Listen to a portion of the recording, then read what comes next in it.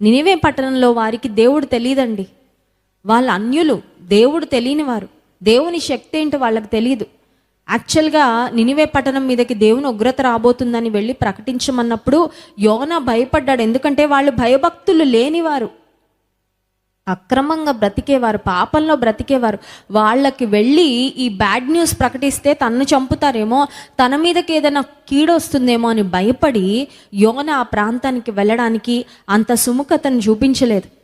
కానీ యోనా ఎప్పుడైతే వెళ్ళి మీ మీదకి నాశనం రాబోతుంది, మీ మీదకి దేవుని ఉగ్రత రాబోతుందని ప్రకటించాడో, వారు దేవుని యందు విశ్వాసముంచి, నినివే పట్టణంలో ఎవరైనా సరే, ఫర్ ఎగ్జాంపుల్, ఆ దేవుడు ఎవరో మాకు తెలీదు, అసలు ఈ దేవుని ప్రవక్త ఎవరో తెలీదు, ఆయన చెప్తుంది నిజమో కాదో తెలీదు, మా పట్టణం మీదకి దుర్గత వస్తుందో రాదో, హూ నోస్, ఎవరికి తెలుసు, జరిగితే చూసుకుందాంలే అని కనుక